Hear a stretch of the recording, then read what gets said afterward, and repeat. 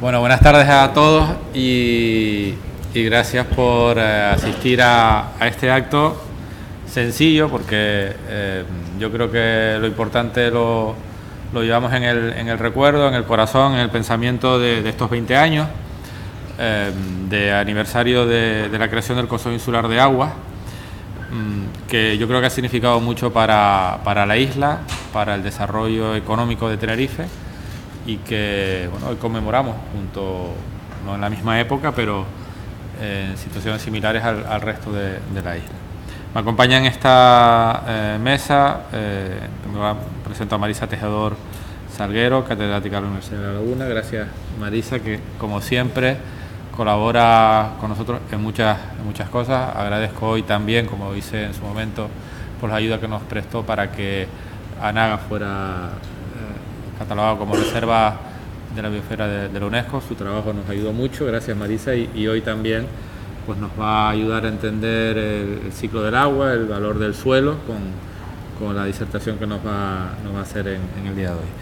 Y el gerente del Consejo Insular de Aguas, a mi izquierda, José Fernández Betancourt, Pepe, que ha sido, como todo el mundo sabe, el alma mater del Consejo, y que bueno, también pronta a su jubilación, pues hoy también parte de este acto pues pivota sobre su persona, porque sobre su persona también ha pivotado la historia del Consejo, ¿no?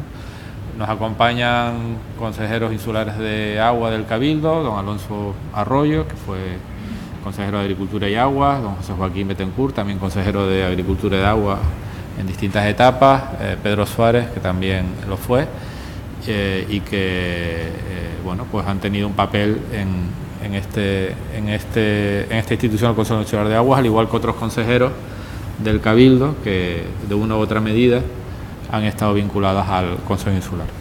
Bueno, sin enrollarme más, sino agradeciendo a todos la presencia hoy aquí, pues le doy en primer lugar la palabra a don José Fernández Betancourt, que nos va a hablar de la administración hidráulica en Tenerife los últimos 20 años.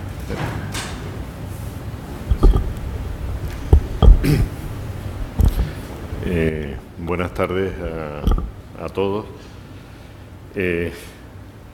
Voy a hacer una breve exposición puramente descriptiva de lo que ha sido este recorrido, tal y como indica su título.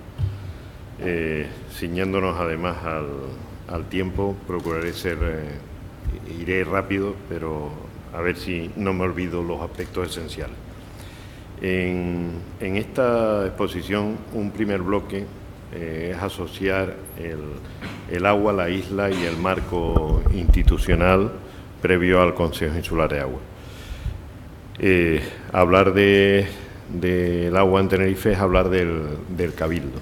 El Cabildo, desde hace pues más de 100 años que se constituyó, siempre se ha ocupado del agua, aunque no fuese estrictamente su competencia. Las obras hidráulicas, empezando por un plan de obras hidráulicas en referencia de Amigó y Larroche de 1960, una primera versión del plan de balsas de 1970 de nuestro presidente José Miguel Galván. También ha habido un apoyo institucional a los emprendedores privados, a las comunidades y heredamientos en el aprovechamiento, conducción y almacenamiento de las aguas, y una contribución al desarrollo del marco jurídico administrativo de Aguas Canarias, desde la Real Orden de 1924, las leyes del 56, el 62 y el reglamento del 65. También con una participación en la investigación hidrológica en sus aspectos primarios. Siguiendo 15 años de aproximación a un nuevo marco, entre el 70 y el 85, se realizaron por parte de la Administración del Estado, entonces se inició, pero con participación del Cabildo y de otros órganos de la Administración. Primero el proyecto ESPA 15 como una investigación hidrológica sistemática entre el 70 y el 75, una aproximación a una planificación de nuevo corte que va en la línea de lo que luego ha sido la Directiva Marco del Agua, que fue el proyecto MA 21, entre el 78 y el 84. El plan de balsas en su versión final del 80 y su desarrollo e implantación, y el programa de reutilización de agua depurada. Hubo intentos continuistas de los proyectos anteriores, como fue Canarias Agua 2000, que ya enlaza con la fase siguiente. Pero hubo una década importante del cambio del marco jurídico institucional, entre el 85 y el 95. Se inició con la Ley Nacional del 85, que en una disposición transitoria establecía que las aguas subterráneas pasaban a ser, pasaban a ser de dominio público, incluso las Canarias, cuando se elaboró una ley canaria, según recogía esta disposición transitoria. Los cambios legislativos entre el 87 hasta la ley de 12 de 1990, la ley 10 del 87, del 5 de mayo, la de 29 de diciembre y, como digo, la ley del 90, aún vigente, y que se caracterizó por un consenso social y político en esta materia. Esta ley ha tenido un desarrollo reglamentario. En abril del 91 se aprobó el reglamento de auxilios a obras de iniciativa privada, y ya a partir de entonces empieza a aparecer siempre el mes de julio. Ya estaba en la ley de 12, es de 26 de julio, y el mes de julio parece que va acompañado con el agua, porque el 9 de julio del 92 se aprobó el estatuto de este organismo, del Consejo Insular de Aguas de Tenerife. 2 años más tarde, el 21 de julio del 94, se aprobó el decreto de transferencias de funciones de la Administración Pública de la Comunidad Autónoma de Canarias a los cabildos insulares en materia de aguas terrestres y obras hidráulicas. Y el 29 de julio del 94 se aprobó el Reglamento de Control de Vertidos para la protección del dominio público hidráulico. Pero, ¿cuál fue el proceso de constitución del Consejo? Pues desde la aprobación del Estatuto en julio del 92, elaborado por el profesor don Alejandro Nieto, este fue su primer paso.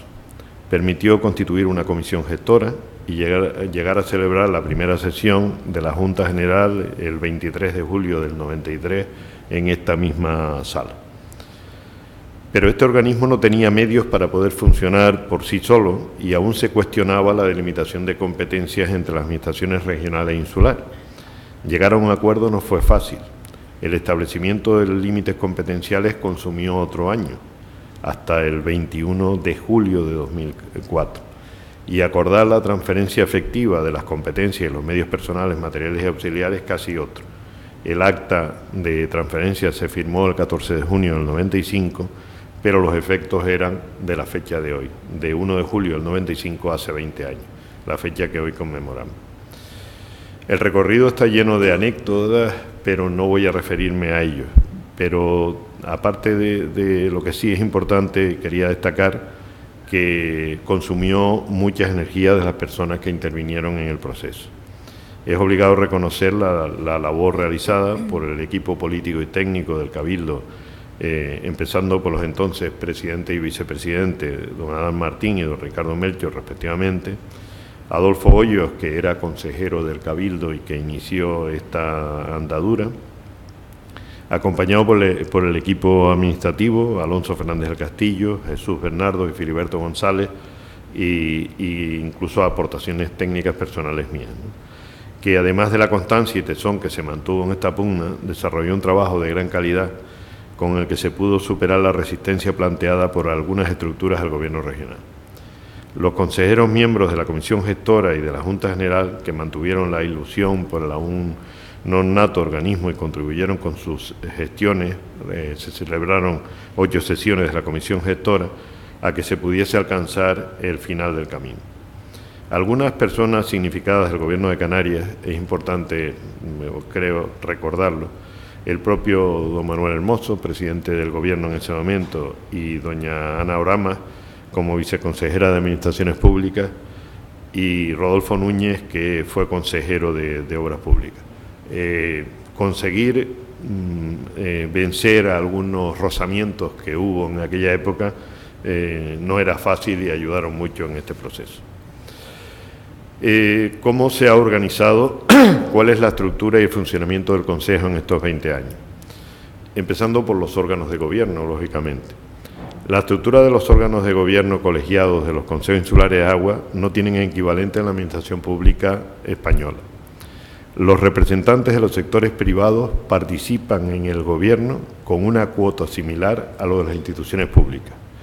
Es un modelo de cogestión público-privada de la administración. No estamos hablando de órganos consultivos, sino que estamos hablando de verdaderos órganos de gobierno. La Junta General, constituida por 50 miembros, que se han venido renovando en 5 periodos de 4 años hasta alcanzar 170 consejeros y exconsejeros, ya de los cuales tristemente han muerto ya una veintena. Se ha reunido en 51 ocasiones, la primera el 20 de junio del 93, y han tratado más de 500 asuntos. La Junta de Gobierno, constituida por 16 miembros, que también ha tenido su renovación cuatrienal, ha habido unas renovaciones de unas 60 personas. Se ha reunido en 136 sesiones, la primera el 10 de diciembre del 93, a la que aludí antes, y han tratado más de 1.600 asuntos. El presidente, que es un cargo coincidente con el presidente del Cabildo, lo han ostentado don Adán Martín Meniz, don Ricardo Melchor Navarro y desde hace unos años don Carlos Alonso Rodríguez. La presidencia ha dictado más de 6.000 resoluciones, que están en 58 libros y en 22.000 páginas. El vicepresidente, cargo que ha sido ostentado sucesivamente por don Ricardo Melchor Navarro, don Alonso Arroyo Hodgson, don José Joaquín Betancourt Padrón, don Pedro Suárez López Vergara y don Jesús Morales Gutiérrez, y nuevamente por don José Joaquín Betancourt Padrón. He tenido la suerte de estar como gerente en este consejo desde su fundación. O sea, los 20 años del consejo son mis 20 años en el organismo. Y a diferencia de otros consejos insulares, por aquellas indicaciones del borrador y el que se aprobó del estatuto, la gerencia del Consejo de Tenerife tiene muchas funciones ejecutivas, además de la dirección del organismo. En este tiempo se han dictado más de 24.000 resoluciones, la primera el 12 de julio del 95, está contenida en 96 libros y cuando he mirado son más de 46.000 páginas. Pero una cosa son los órganos y otra la estructura administrativa y el personal. El organigrama es relativamente sencillo y se han mantenido con pequeñas modificaciones. Hay un staff que corresponde por delegación, la Secretaría y la Intervención Delegadas del Cabildo, la Tesorería y 5 áreas orgánicas de gerencia, administración, gestión económica, recursos hidráulicos e infraestructura hidráulica, aparte de departamentos, secciones, unidades administrativas y unidades técnicas. Pero el personal, una de los aspectos que por lo menos más valoro en estos años ha sido la gran profesionalidad del personal del Consejo y su entrega y sus cualidades humanas.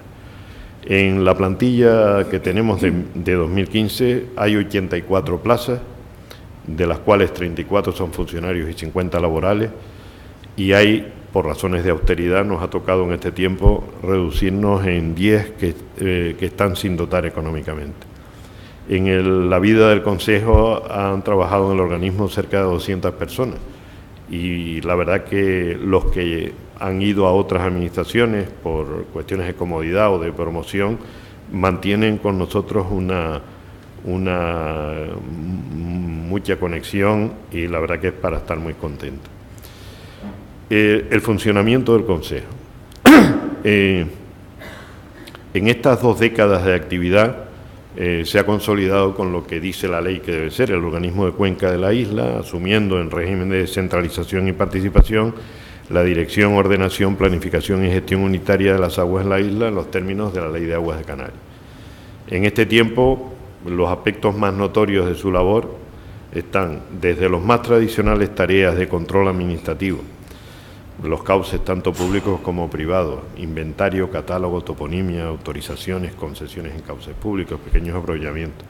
Las aguas subterráneas, con inventario, posición y trazas de galerías, pozos, manantiales, control de aprovechamientos y aforos reglamentarios, autorizaciones, concesiones, control de vertidos al subsuelo y seguridad del acceso a las obras de captación a partir del decreto 232 de 2008. Las conducciones, inventario, cartografía y fichas de unas 1.200 conducciones, una red básica de unas 60 y la imposición de servidumbres de acueducto. Depósitos de almacenamiento sujetos a autorizaciones, depuradoras de aguas residuales, desaladoras de agua de mar y desalinizadoras de agua salobre. Pero aspectos importantes que destacaría también, o destaco, la planificación hidrológica. El Plan Hidrológico Insular, que se aprobó en lo que llamábamos el PHI, que se aprobó en 1996, fue en su momento el primer plan hidrológico de cuenca de España. A raíz de los problemas que hemos tenido con las lluvias torrenciales, se elaboró el Plan de Defensa frente a avenidas. Se aprobó en 2010 por el Cabildo Insular de Tenerife. Recientemente, en este año, ha concluido el Plan Hidrológico de Tenerife, lo que llamamos PHT. Las actuaciones correctoras en los efectos de las lluvias torrenciales llevaron a realizar multitud de obras de encauzamiento. Ahora estamos con las últimas. Recordemos las fechas que se nos han quedado muy marcadas: de 31 de marzo de 2002, de noviembre de 2009, de 1 de febrero de 2010 y recientemente incluso de octubre de 2014. En la construcción de importantes obras de infraestructura hidráulica, balsas y depósitos, conducciones de transporte, depuradoras de aguas residuales, desalinizadoras de agua salobre, desaladoras de agua de mar. También en la redacción de proyectos de las obras de interés general y en su seguimiento. Otro aspecto relevante y que sobre el cual se sustenta gran parte de la actividad y de la economía también del Concejo es la gestión de sistemas comarcales. De momento, ADES Arona, el saneamiento del nordeste, el saneamiento del Valle de la Orotava o el abastecimiento urbano del noroeste, lo que resumimos como A1. En investigación y desarrollo aplicado a la gestión hidrológica, hay en este momento en el Concejo una parte que es el fundamento, son unas bases de datos hidrológicos y hidroquímicos, yo creo que muy valiosos. La estación de adquisición de datos de las cañadas, que lleva desde el año 2000 registrando cada media hora 32 parámetros de lo que ocurre en el subsuelo de la isla.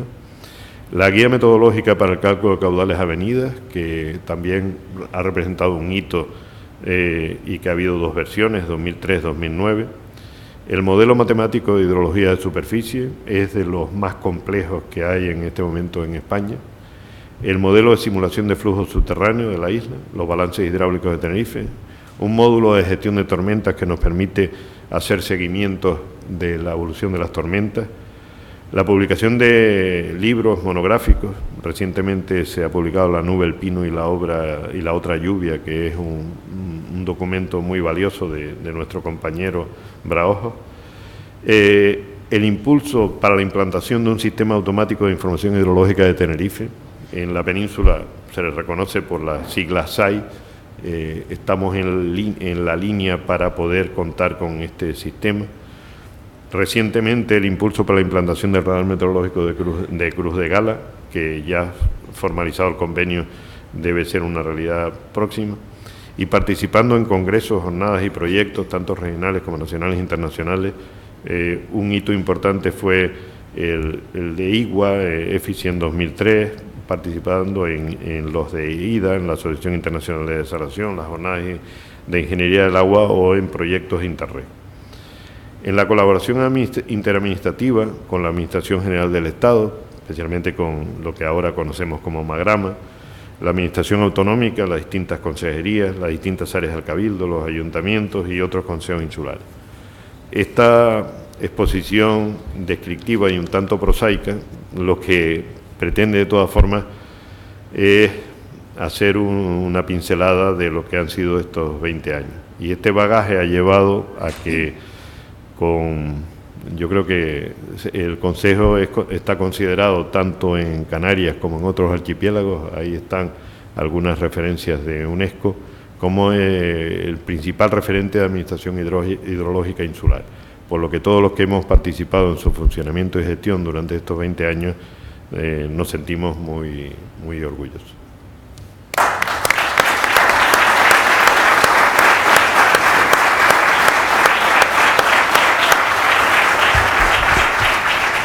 Gracias, Pepe. Pepe ha destacado un elemento que es el de la colaboración público-privada en el propio Consejo, ¿no?, en el órgano de gobierno. Y quiero, no lo hice antes, agradecer el trabajo durante todos estos años el sector privado, la Cámara de Aguas, ha realizado en la construcción de la realidad que hoy es el Consejo, y en particular pues agradecer la presencia de don Jesús Mesa, que está aquí acompañándonos, también distinguido de la isla de Tenerife, y que ha sido una pieza esencial en la construcción de ese consenso y de ese acuerdo entre la Administración y el sector privado. Muchas gracias, don Jesús, por venir hoy con nosotros. Y como anticipo a lo que nos viene en este mes de julio para conmemorar el 20 aniversario, que es un conjunto de conferencias que se van a producir durante todo el mes, una por semana aproximadamente, pues hoy vamos a iniciar este ciclo de alguna manera pues con la intervención de Marisa Tejedor Salguero, catedrática de Edafología de la Universidad de La Laguna, que nos va a hablar de la importancia del suelo en el ciclo hidrológico. Señor presidente del Cabildo, señores consejeros y exconsejeros del Cabildo, señores consejeros también del Consejo Insular de Agua de Tenerife, creo que hay algunos consejeros del Consejo Insular también en la sala, señor gerente, querido Pepe, la verdad que para mí es también una satisfacción estar hoy aquí en esta conmemoración con todos ustedes y encontrar pues a muchos amigos, y ha citado el presidente a don Jesús Mesa y me ha dado realmente mucha alegría verle, porque hacía muchos años que no me encontraba con él. En primer lugar, mi felicitación más cordial al Consejo Insular por esta conmemoración, por este aniversario.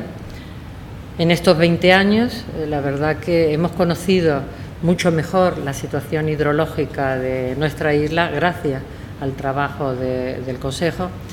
He seguido muy de cerca estos 20 años del Consejo y conozco el interés que han tenido los gestores por profundizar en el conocimiento de todos aquellos parámetros que tienen más o menos incidencia con relación con el agua. El caso concreto del suelo.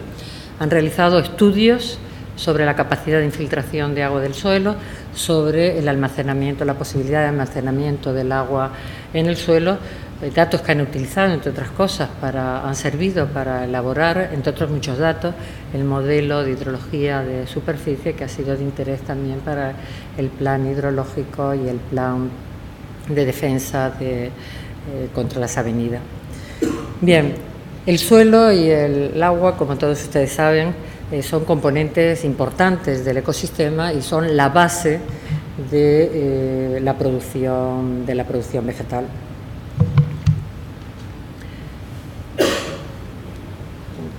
Vamos a ver si...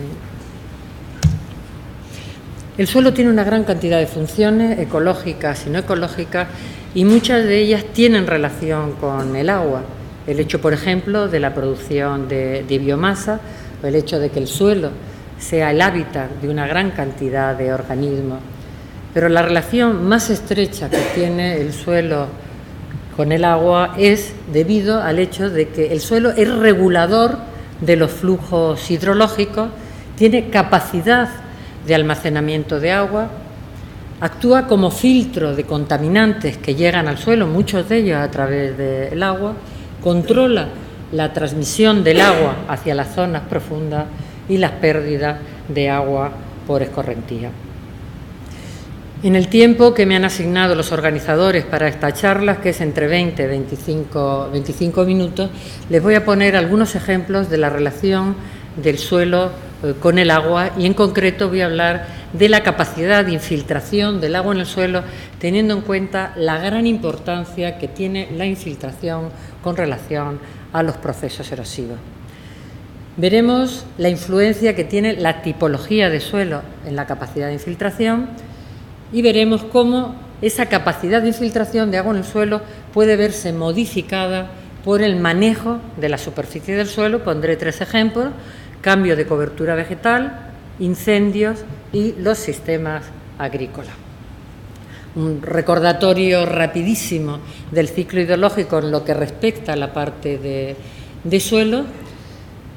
La cantidad, el agua que llega al suelo en los sistemas no agrícolas, los sistemas agrícolas hay que tener en cuenta también el agua de riego, depende de la relación entre la precipitación, todo tipo de precipitación, y la evapotranspiración. Mientras que en la infiltración del agua en el suelo tiene una relación mucho más estrecha las características de la superficie del suelo y las propiedades del suelo. La infiltración y la percolación, por tanto, están muy relacionadas con las propiedades del suelo.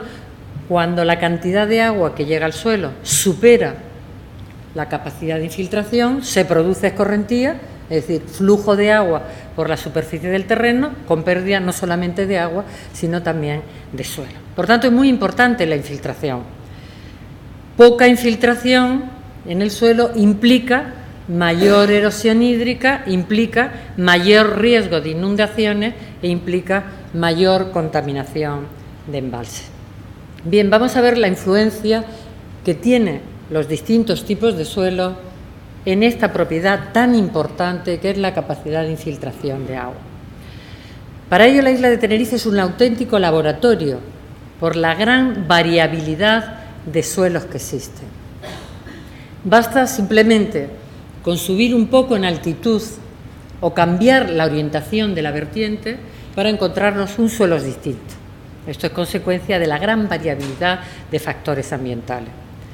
Para que se hagan una idea, lo he puesto en la transparencia, a nivel de todo el planeta están definidos 12 grandes órdenes de suelo.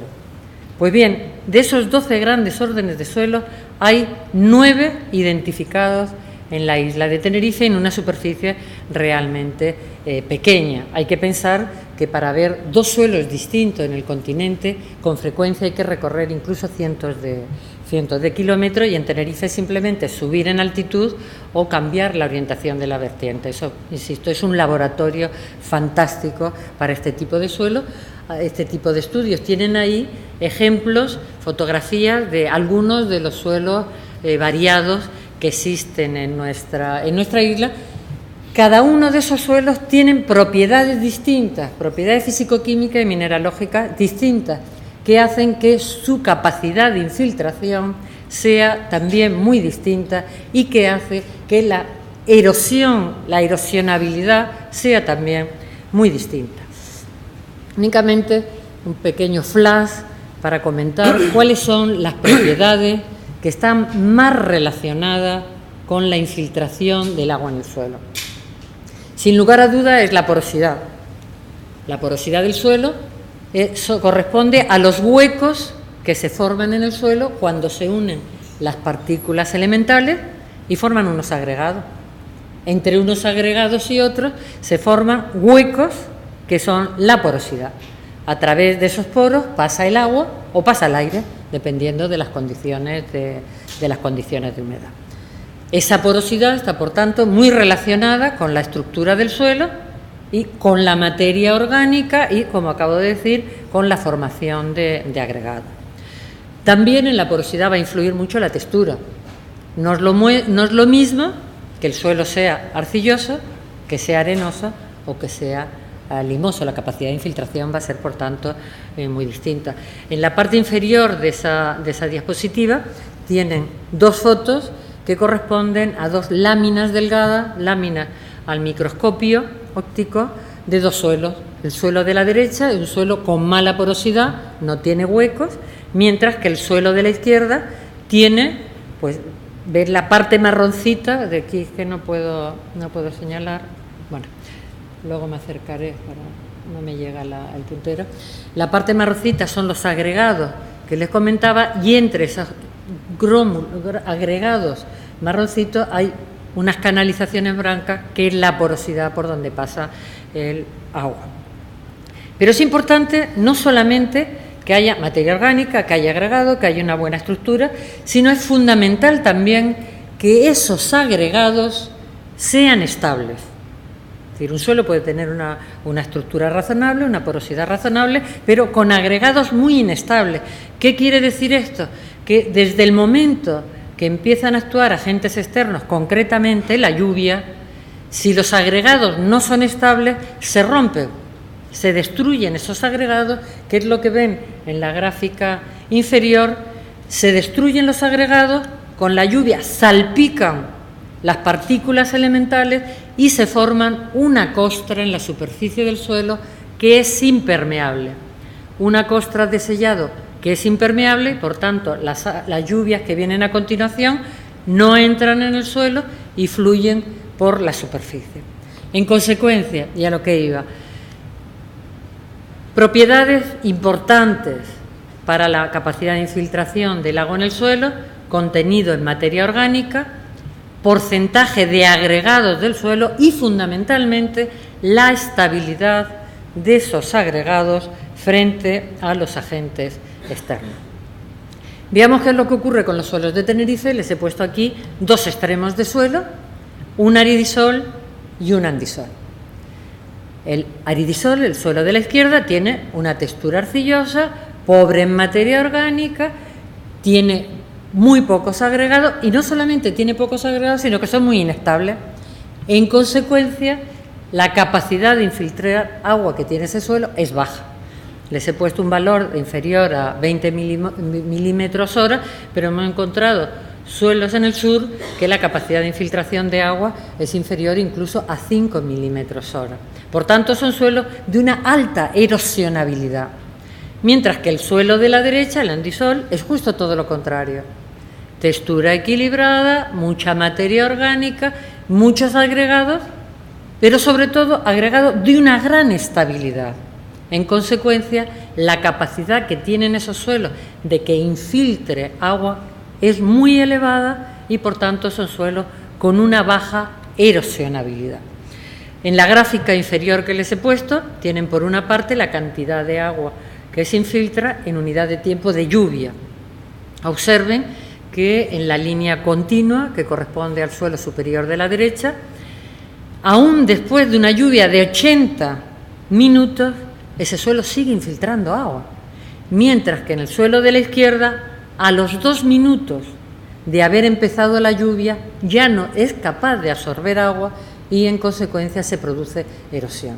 En definitiva, lo que quería comentarles es que una misma lluvia, incluso de intensidad relativamente baja, puede producir erosión en el suelo de la izquierda, mientras que en el andisol no produce ningún tipo de erosión.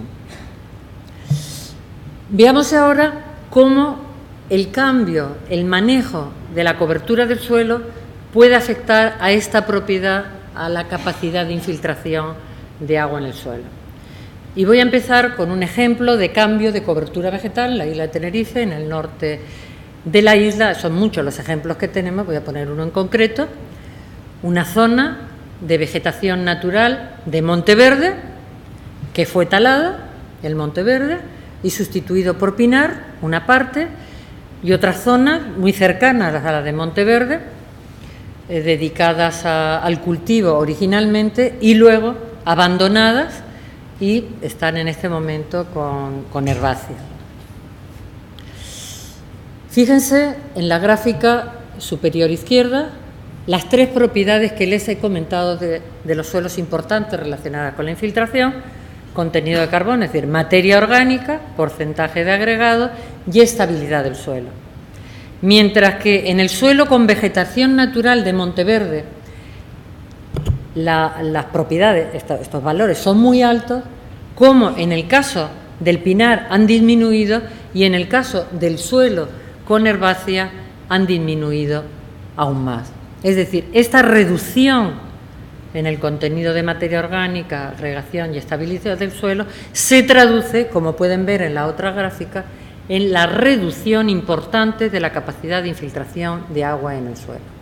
Mientras que en el suelo con la vegetación natural de Monteverde la capacidad de infiltración era altísima, en torno a los 800 milímetros hora en este suelo en concreto, ese mismo suelo, que es un andisol, ese mismo suelo con el pinar, la capacidad de infiltración se ha reducido considerablemente a 200 milímetros hora, sigue siendo importante, pero se ha reducido y se ha reducido muchísimo más en el caso de las herbáceas. Consecuencia, menos infiltración de agua, más flujo por la superficie, más erosión, y lo tienen en la gráfica siguiente, donde en azul aparece la pérdida de suelo en el caso de la vegetación, del suelo con vegetación natural de Monteverde, mientras que en rojo corresponde al suelo ya transformado con la vegetación de pinar, y les hemos puesto el ejemplo en dos pendientes de 10 y 30%, y pueden observar cómo cualquiera que sea la pendiente, siempre es mucho mayor la pérdida de suelo, la erosión en el suelo con la vegetación natural transformada a pinar. Voy a comentar el impacto de los incendios en esta importante propiedad de capacidad de infiltración de agua, y voy a utilizar para ello los datos obtenidos del incendio de la isla de Tenerife, julio-agosto del 2007, como saben, en el noroeste de la isla. Tuvo una superficie aproximada el incendio de 190 kilómetros cuadrados, perímetro en torno a 90 kilómetros.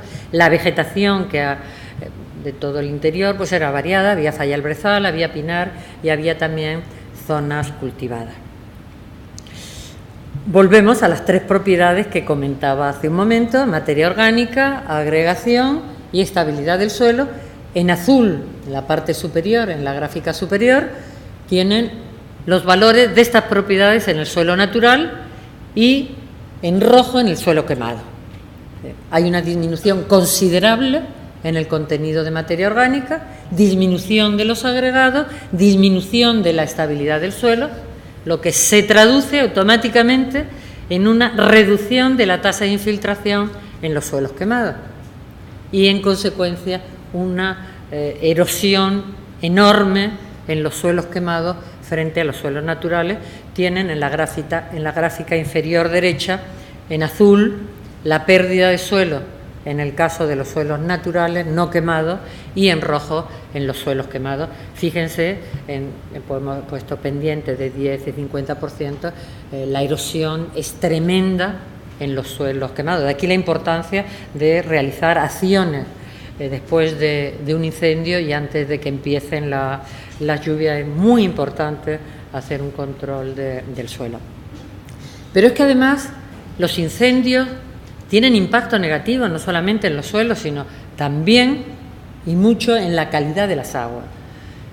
Alteran la hidrología de las cuencas, aumentan la producción y transporte de sedimentos, afectan, por tanto, a las aguas de escorrentía, a las aguas de presa y a las aguas también subterráneas. En este caso, voy a ponerles como ejemplo el incendio de la isla de La Gomera del 2012. Tienen en línea roja toda la zona afectada que como saben, impactó incluso en parte del Parque Nacional de Garajonay. Se han hecho pues mucho seguimiento de agua de escorrentía desde el 2012, tanto en la zona afectada por el incendio como en las cuencas no afectadas. Y les pongo aquí tres datos solamente: sólidos en suspensión, bromuro y amonio. Sólidos en suspensión, la gráfica superior derecha, de 3 lluvias hemos hecho. Desde el 2012 estamos haciendo prácticamente todas las lluvias que generan escorrentía. He puesto aquí las tres primeras. En azul, el contenido de sólidos en las aguas de escorrentía de las cuencas no quemadas, y en rojo de las cuencas quemadas. Yo creo que Es muy expresiva, muy gráfica la gráfica, y no hace falta explicar mucho, es decir, la cantidad de sólido de suspensión en escorrentía es enorme. En la gráfica inferior derecha tienen bromuros en el agua de escorrentía, que en la zona no quemada no hay bromuros, y los bromuros aparecen solamente en el agua de escorrentía de las zonas quemadas. El origen de este bromuro, lógicamente, procede del agua de mar que se ha utilizado para apagar el incendio. Y en la gráfica inferior de la izquierda tienen amonio, que ha aumentado en las aguas de escorrentía considerablemente en la zona quemada. Lo mismo pasa con las aguas de presa. Se ha hecho un seguimiento de las presas, de muchas de las presas en la zona afectada por el incendio y en la zona no afectada. Les pongo aquí el ejemplo en el esquema superior derecha de los sólidos en suspensión y en el esquema inferior de concentración de amonio, y el tamaño de la esfera, pues, en relación con la concentración de sólidos o de amonio. Observen cómo en el perímetro afectado por el incendio, todas las presas tienen una cantidad de sólido en suspensión muchísimo más elevada que las presas no afectadas por el incendio. Lo mismo pasa con el amonio y lo mismo hemos observado con el bromuro y también con otros parámetros. Si en negativo hemos visto el impacto hasta ahora, veamos en positivo el impacto de los sistemas agrícolas tradicionales en la capacidad de infiltración de agua en el suelo. Como ustedes saben, a lo largo de la historia, de nuestra historia, en las regiones áridas del archipiélago, pues han desarrollado una serie de sistemas agrícolas que son claramente conservadores de suelos y agua. A grandes rasgos se pueden agrupar en tres tipos: aquellos que tienen coberturas inorgánicas, que dependiendo de la cobertura inorgánica que tenga el suelo, pues se denomina, los llamamos de una manera distinta. En el caso de que la cobertura sea de cenizas basálticas, de nuestros picones, por ejemplo, pues se llaman arenados o enarenados, como todos probablemente saben, y dominan fundamentalmente la isla de Lanzarote. En el caso de que la cobertura sea de cenizas también, pero en este caso ácidas, pumíticas, en el caso del sur de la isla de Tenerife, lo que llamamos jable, y en el caso de que la cobertura inorgánica sea de arenas eólicas marinas, Lanzarote, Fuerteventura, es lo que llaman también en esa isla jable. Aquí hay que tener mucho cuidado cuando se habla de jable, de que estamos hablando del jable de Tenerife o del jable de Lanzarote, Fuerteventura, porque los dos son sistemas que tienen una cobertura inorgánica superficial, pero la naturaleza de esa cobertura es muy distinta y la eficacia del sistema en la conservación del agua es también muy distinta. El segundo grupo de sistema tradicional, conservador de suelo y agua, es las gaves características de Fuerteventura, que es el aprovechamiento del agua de escorrentía. Y el tercero, los bancales, las terrazas, que es la ruptura de la pendiente, pero en este caso no está limitado a nuestras zonas áridas, sino que está en todas las zonas climáticas de nuestro archipiélago. Me voy a concretar solamente en el caso, dos palabras, en el caso de los arenados o enarenados. El caso de que la cobertura haya sido por el hombre, haya sido colocada por el hombre, los arenados artificiales. ¿Qué pasa con esta cobertura de piroclastos basálticos? Pues que tienen las siguientes propiedades, que son de un gran interés para lo que nos interesa hoy. Tienen una alta porosidad, tienen una baja capacidad de retención de agua y tienen una altísima permeabilidad. ¿Esto qué permite? Pues que permite que las escasas lluvias que hay en nuestras zonas áridas se infiltren prácticamente el 100% en el suelo. Es decir, estamos hablando de precipitaciones inferiores a 150 milímetros año, que no es nada. Es decir, la cobertura de piroclastos basálticos permite que infiltre toda en el suelo. ¿Qué ocurre cuando empieza la evaporación? Pues empieza a ascender el agua en el suelo y al llegar al nivel de la capa de ceniza se paraliza la difusión capilar, se produce la ruptura de la difusión capilar, el agua no sigue subiendo y se ralentiza, se reduce considerablemente la pérdida de agua. En consecuencia, el suelo se mantiene húmedo, permitiendo un cierto desarrollo de cultivos en condiciones de secano. Aquí les he puesto dos gráficas que ponen de manifiesto lo que acabo de decir. La superior es lo que infiltra un suelo cubierto con la capa de ceniza y lo que infiltra el mismo suelo pegado. Esas dos gráficas son dos parcelas que están una pegada absolutamente a la otra, lo que una está cubierta con picón y la otra no. Pues ven ahí la capacidad de infiltración del suelo cubierto es enorme y en la parte inferior la cantidad de agua que se acumula. En azul tienen la cantidad de agua que se acumula en el suelo cubierto y en no sé qué color le sale ahí, pero bueno, aquí me sale como un rosadito en el suelo desnudo. Es decir, en definitiva, lo que estaba comentando, que es el interés que me lleva ahora, la capa de ceniza, esta cobertura, este sistema tradicional que permite el desarrollo en condiciones de secano de una serie de cultivos.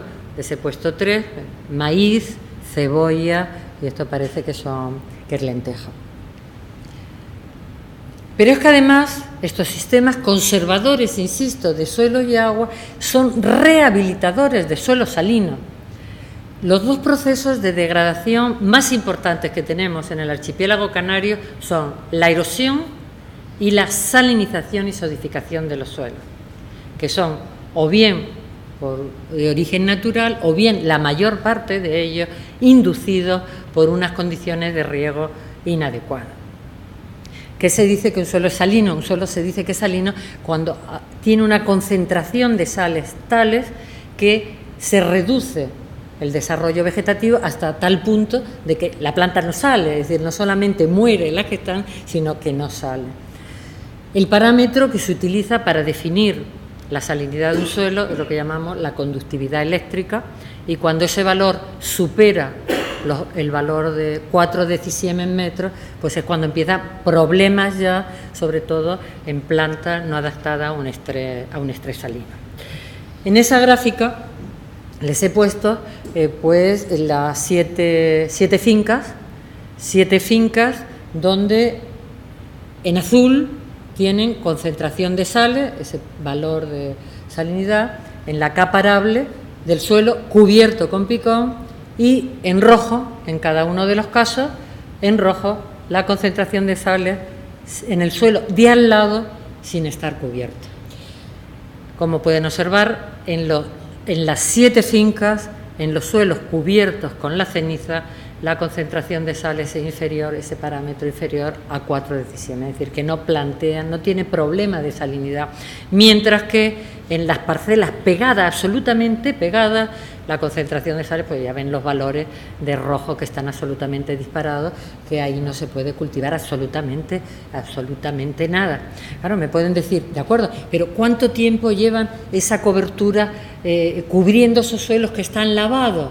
Se han hecho experiencias al respecto y hemos visto que un suelo salinizado totalmente con concentraciones de sales como las que tienen ustedes ahí en rojo de 40, 50, 60 decisiemens metros, hemos cubierto con capas de picón y hemos esperado un año.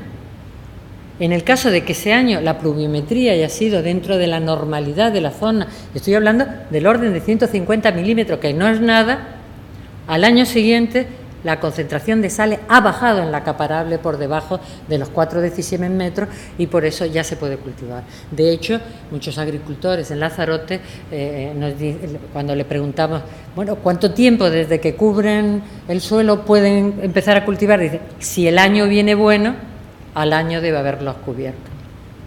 Y la erosión es otro problema que tenemos en nuestras islas. Aquí tienen la foto de la derecha, que una lomada cubierta con picón, con ceniza basáltica, que no tiene ningún tipo de cárcava, mientras que en la zona de la izquierda, no cubierta con la ceniza, pues está carcavada, unas cárcavas muy profundas. En este momento, como ven, está una algarra allí colocada que el Cabildo Insular de la isla y el Gobierno de Canarias están intentando rehabilitar, poniendo estos muros para que se vaya acumulando los sedimentos e intentar recuperar esa zona. Como les decía antes, estos sistemas tradicionales es lo que han permitido en las regiones áridas pues un cierto desarrollo agrícola en condiciones de secano. Pero claro, la rentabilidad de esos sistemas en condiciones de secano pues no ha podido competir con otro sector económico como es, por ejemplo, el turismo. Esto que ha dado lugar a que se fueran abandonando estos sistemas y ese abandono ha llevado a la degradación de los suelos de manera importante. Pero he aquí que en la segunda mitad, sobre todo del siglo pasado, aparecen los recursos hídricos no convencionales, las aguas desalinizadas, las aguas depuradas, las aguas regeneradas. Es evidente que el uso para riego de estas aguas mejoran la rentabilidad de los cultivos, es evidente, y pueden hacerlo atractivos para que nuestra gente joven y no tan joven vuelvan a la agricultura. Evidentemente, entendiendo que se haga este tipo de riego de manera adecuada y que el cambio de manejo de secano a regadío se haga correctamente.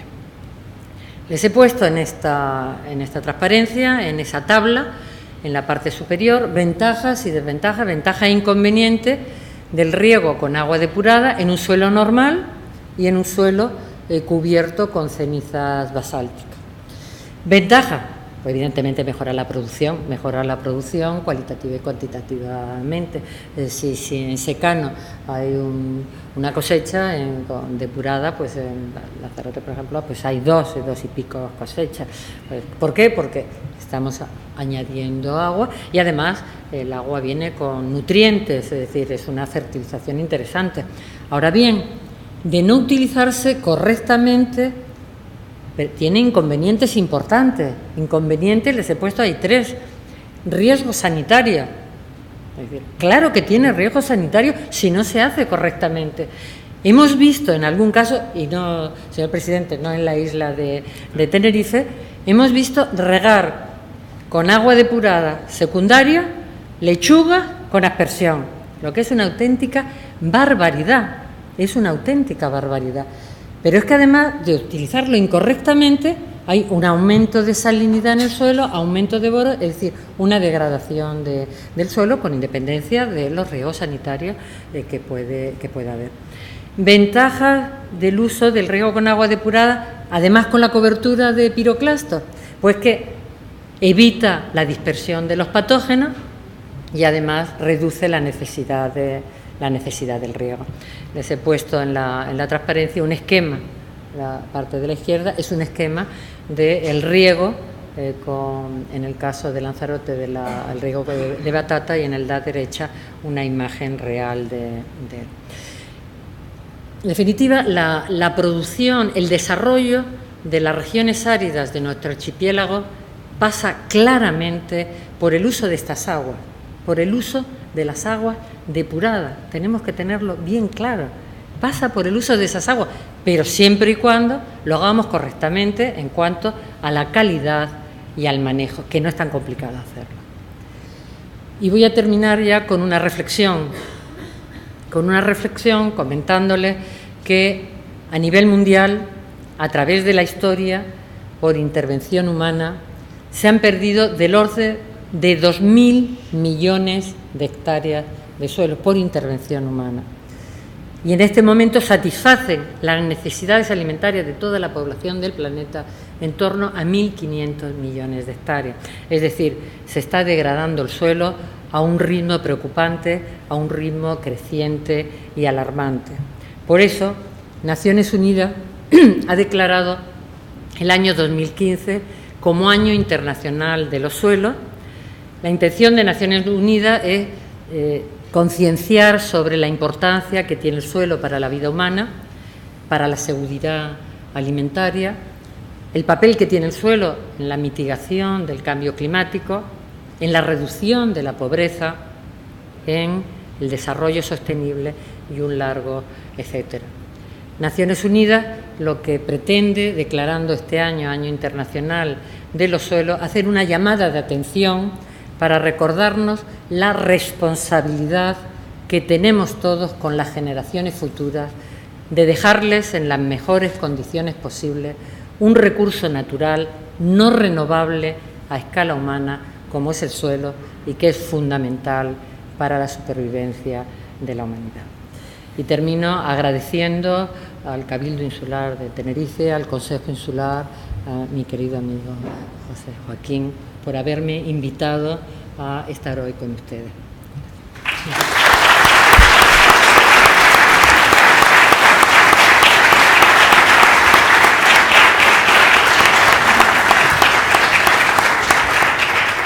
Muchas gracias, Marisa.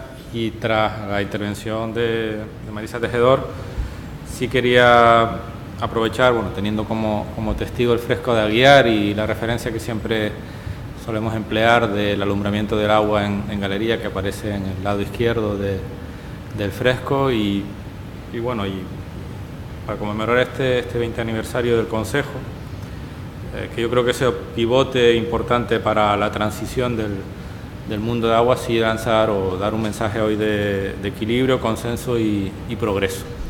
La historia de nuestro país está llena de extremismo. Muchos de los grandes males que hemos padecido han sido hijos de quienes se pensaban en posesión de la verdad absoluta, porque las grandes pasiones son el motor de grandes causas, pero también de grandes errores. Hace algún tiempo hubo gente en Canarias que interpretó estas islas como 7 barcos de piedra varados en medio del Atlántico. 7 barcos con una enorme tripulación sedienta, a la que había que garantizarle un adecuado suministro de agua. Y esa gente consideró que, al ser esencial para la vida, el agua tendría que ser controlada y poseída por el interés público y sus representantes, que era el gobierno. Esa visión y la regulación jurídica que llevaba aparejada chocó contra quienes durante años y años habían protagonizado con su propio y solitario esfuerzo la búsqueda de agua en las islas húmedas. Gente que había financiado la construcción de galerías y canales, que había subido a las montañas materiales en burros de carga. Pequeños ahorradores que habían conseguido regar sus fincas con las aguas de galerías y pozos. En Canarias chocaron 2 mundos y cada uno se situó en un extremo, creyendo tener la razón absoluta. Pero la razón suele estar en el sentido común, en la prudencia y en la moderación. La razón suele estar lejos de cualquier extremo. El Cabildo de Tenerife siempre ha entendido la importancia del agua para el desarrollo de esta isla. Hace 2 décadas que se creó el Consejo Insular de Agua. Dice el tango que 20 años no es nada, pero se equivoca. 20 años son muchos años. En 20 años se ha producido el encuentro entre el mundo del que venimos y el mundo al que vamos. Pero mucho antes ya el Cabildo formaba parte de este complejo mundo del agua para favorecer el entendimiento entre quienes hicieron posible la agricultura y contribuir al mismo tiempo al desarrollo de Tenerife con infraestructuras y ayudas necesarias para la adaptación a las actuales demandas. No existe nada que se construya sin esfuerzo, sin estudio, sin preparación, aprovechando los mejores materiales y talentos. Eso es lo que ha hecho el Consejo Insular de Aguas, convertirse en el crisol donde se han entendido y gestionado todas las visiones del mundo del agua en nuestra isla, conciliando el paulatino y progresivo encuentro entre el mundo del agua que fue, el mundo que es y el mundo que será.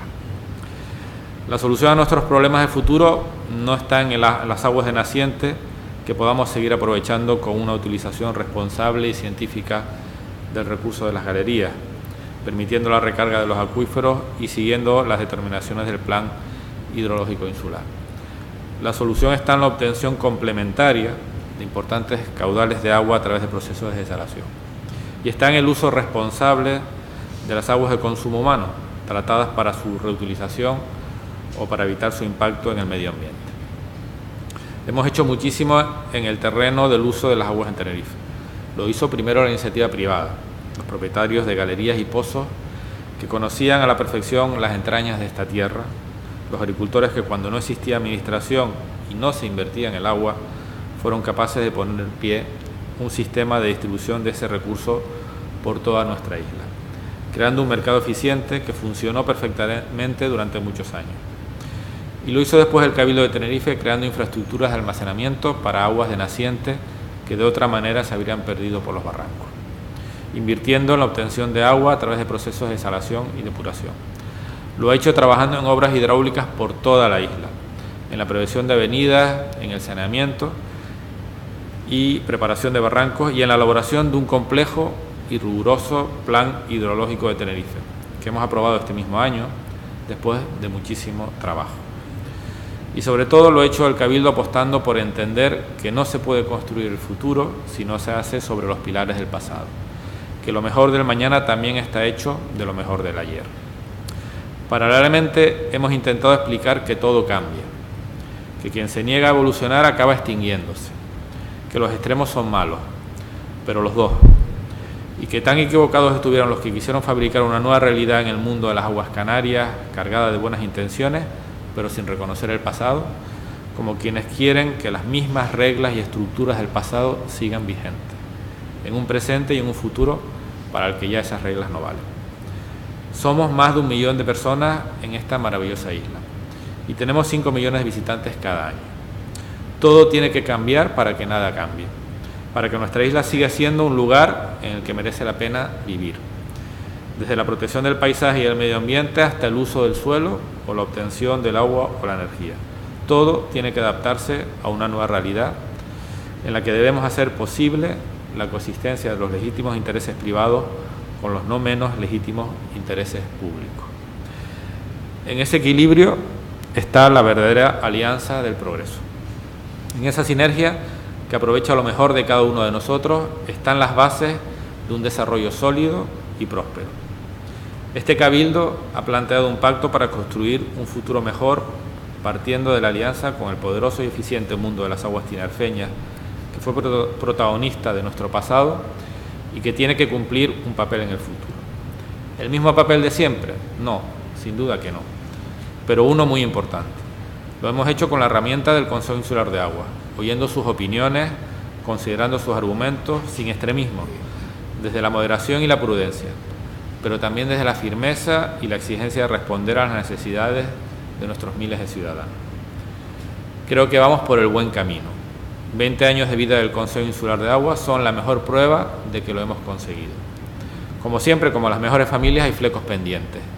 Hay quienes piensan que deben ser mejor tratados en la mesa y quienes piensan que hay que tener una mano más dura con los miembros más díscolos. Pero lo importante es que pese a las distintas opiniones, estamos unidos por el interés del desarrollo de Tenerife. Y ese pegamento, esa idea superior a la que todos estamos comprometidos, hará que finalmente seamos capaces de entendernos y superar las pocas diferencias que aún nos separan. Esa es mi esperanza, esa es mi confianza, porque sé que si hay algo que está por encima de nuestros intereses particulares de unos y de otros, es nuestro firme e inquebrantable amor por esta isla en la que se hunden las raíces de nuestros abuelos y crecen los frutos de nuestros hijos. Felicidades a todos y a todas los que han hecho posible estos 20 años de trabajo del Consejo Insular. Muchas gracias.